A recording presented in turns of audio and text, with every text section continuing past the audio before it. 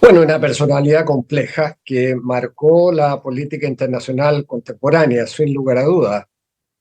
Un hombre venido de la academia que con sus libros también marcó un camino en el sentido de que hay pocos académicos que han llevado a la práctica sus ideas y Kissinger fue uno de ellos, con su esquema de Un mundo restaurado, un libro muy famoso, que llevó a la práctica en el sentido de buscar siempre en la política internacional la estabilidad, un orden internacional legítimo, como él decía, que no tiene nada que ver con la justicia, la parte legítima, sino que con tener un orden internacional estable donde todas las grandes potencias acepten las reglas del juego y no tengan una política, como él decía, revolucionaria.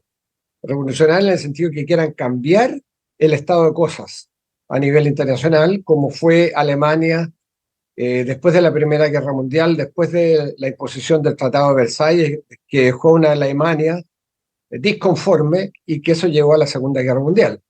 Entonces, es un personaje, por cierto, con muchas luces por su calidad académica y por haber marcado la política internacional en la práctica, pero con muchas sombras. Y las sombras en la intervención en Chile, por ejemplo, en mi país, para impedir la toma de posesión del presidente Salvador Allende después de haber sido elegido democráticamente.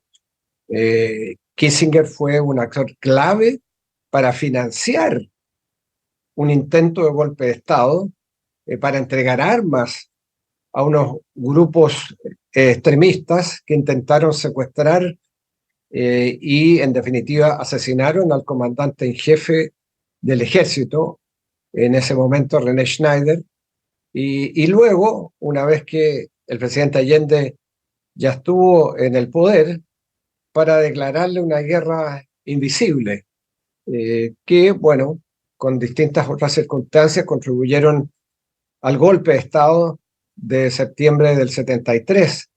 Y luego Kissinger es responsable de haber impulsado una política de brazos abiertos al dictador Pinochet y Sí. de justificación de las violaciones a los derechos humanos. Así que es una personalidad muy compleja, eh, donde también sus acciones en Vietnam, los bombardeos ilegales en Camboya, Sí. y los apoyos a otras dictaduras en Argentina, por ejemplo, y la controversia de cuando le otorgan el Premio Nobel de la Paz, cuando abren las negociaciones en París para terminar con una guerra que Estados Unidos ya había perdido. Bueno, todo eso configuran un cuadro con luces y sombras respecto a este personaje. Pero dentro de todo ello, la pregunta aquí es, ¿cómo veía a Latinoamérica Kissinger? ¿Soberbia? Absolutamente soberbia. América Latina no contaba en su esquema mundial.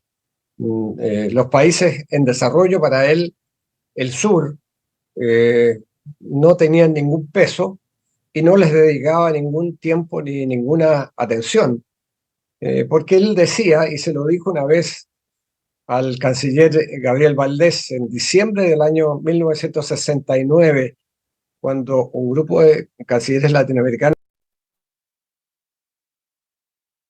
con Nixon, y le dicen, entre otras cosas, que, bueno, Estados Unidos se lleva más de América Latina de lo que contribuye, y eso enoja mucho a Kissinger y se reúne con el canciller Valdés al día siguiente al desayuno y le dice básicamente, mire, la historia del mundo pasa por el norte, pasa desde Japón, pasando por Rusia, por Europa, Estados Unidos, y no hay nada significativo que venga del sur.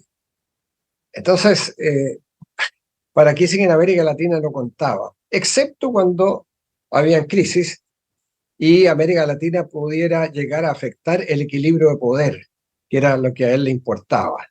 Entiendo. Eh, y México yo creo que le importaba más, porque el apoyo al NAFTA, él lo ve no simplemente como un acuerdo de libre comercio, Él lo ve como una política, una parte fundamental de la política exterior de Clinton Así es. y una suerte de México pasa a ser el puente con América Latina y le da estabilidad a México en su relación con Estados Unidos y Así con es. Canadá. Así Ahora, es. en su prolífica carrera como ministro de Relaciones Exteriores, embajador en Naciones Unidas, ¿llegó a conocerlo, a acercarse a él?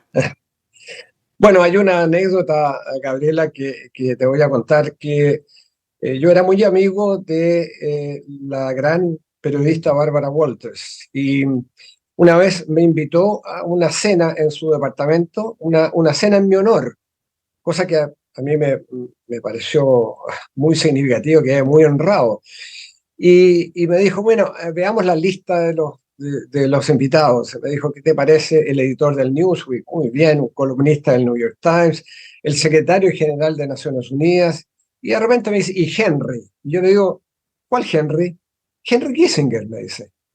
Entonces le digo, sabes, Bárbara, tú eres muy amiga y te voy a decir que no, porque Henry Kissinger es el responsable de la intervención más grosera en la historia de América Latina, probablemente a nivel mundial, para tratar de impedir el acceso a la presidencia de un presidente elegido democráticamente y luego para declararle una guerra invisible y luego recibir con agrado al dictador Pinochet. Y me dice, Bárbara, me dice, no, no necesitas decirme más, lo borramos de la lista. Así que no lo conocí en lo personal porque me pareció que yo le dije a Bárbara, mira, en la carrera política de uno y diplomática, uno tiene que lidiar con personajes muy indeseables y uno lo hace porque defiende los intereses nacionales. Pero en un evento social yo creo que uno tiene que establecer límites y para mí el límite era Kissinger. Así que no lo conocí personalmente, aunque lo vi varias veces en recepciones. Él siempre iba a la embajada Sí, de China, por ejemplo, con los lazos que había sí, tenido, porque, como digo, este es un personaje muy complejo porque es responsable de sí, la apertura de relaciones de Estados Unidos con China. También es responsable de haber llegado a acuerdos para bien, la alimentación de armamentos nucleares con la entonces Unión Soviética. O sea, hay episodios significativos, claro, positivos, y su gestión, pero está bien, todo este lado oscuro, ¿ah? totalmente. Que no le importaba la democracia, no le importaban los derechos humanos, no le importaba América Latina, excepto, como digo, si tuviese alguna situación de la región, algún impacto en el equilibrio internacional. ¿Por qué le Le- preocupaba a Chile? Porque él pensaba que la experiencia chilena se podía reproducir en otros países de América Latina y peor, que se podía mm, llegar a reproducir en Italia y en Francia. Y eso sí era complicado desde el punto de vista de Kissinger. Le agradezco enormemente este relato que nos comparte y su tiempo para analizar el momento y el fallecimiento de Kissinger. Muchas gracias.